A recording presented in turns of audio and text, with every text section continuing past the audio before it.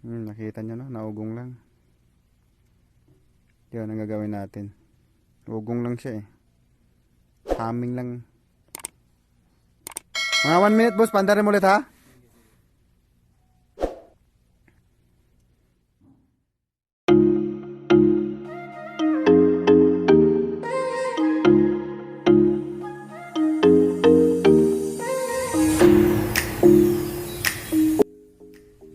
Yan, gamitan natin ng pang-start na.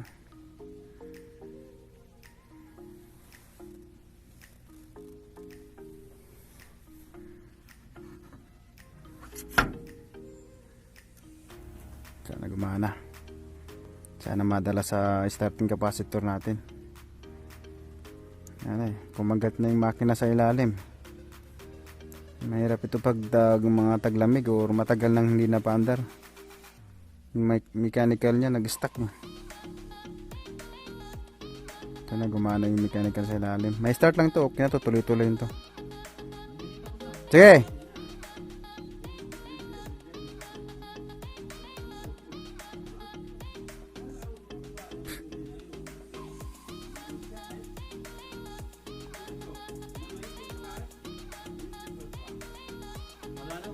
Wala. I-off mo lang sa remote ha, wag mo sa switch. Sa remote mo lang i-off. Off mo ulit. On mo. Naka-on na yan? Naka-off na. I-on mo, i-on mo.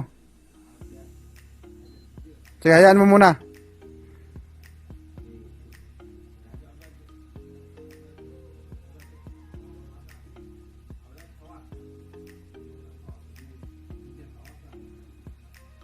Kunting proseso lang to kasi medyo nasa tuktok tayo ng ano eh. Mahaba tayo ngayon eh, sa aircon tayo sa taas. Kunting ingat lang, nasa tuktok tayo eh, sa pader.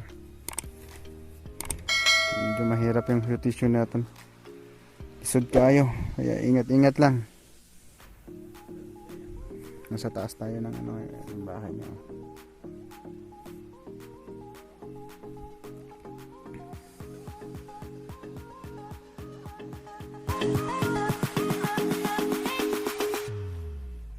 Sana gumana.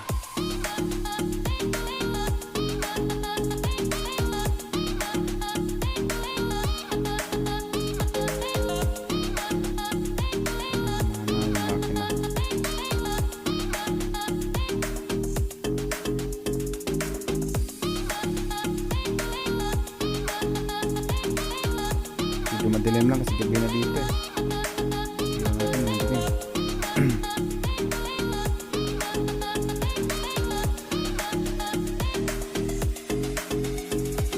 Ayaw gumana boss ha. Ayaw gumana. Bumukas ba yung ano? Sige, hintayin natin.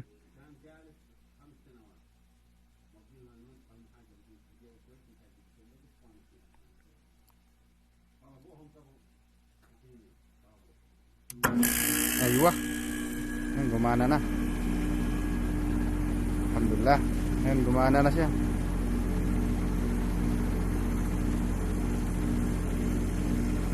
Gumamit lang yun ng starting capacitor at saka running capacitor. Series lang ninyo. Tapos spark lang yun ngayon. Gumana na.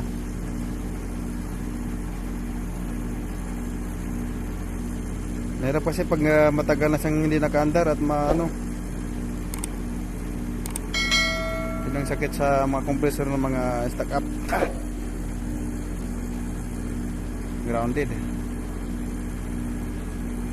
Init na boss.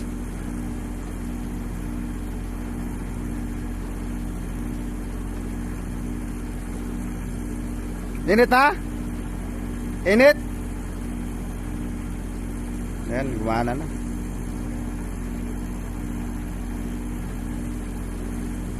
Ha?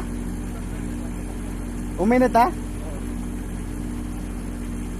Yan, gumana na.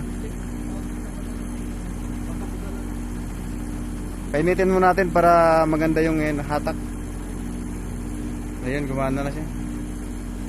Ganun lang, pag gamit kayo ng run capacitor at saka yung starting capacitor, medyo mataas-taas to yung starting capacitor nya. 65 to or 60 pwede kayo gumamit ng starting capacitor. Ito naman yung run capacitor niya. Kasi once pag hindi gumana yung makina, nag-stack up yung tawag ito, humming lang hard start, kung baga ganun, kung baga sasakyan, gamitan nyo yung starting capacitor. Ha? Walang init? Walang init?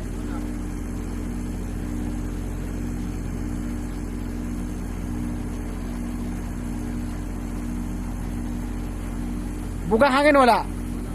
Walang hangin? Sige, patayin mo muna.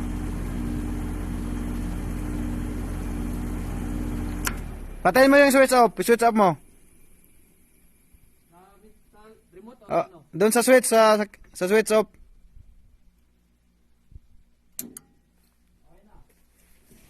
Walang init?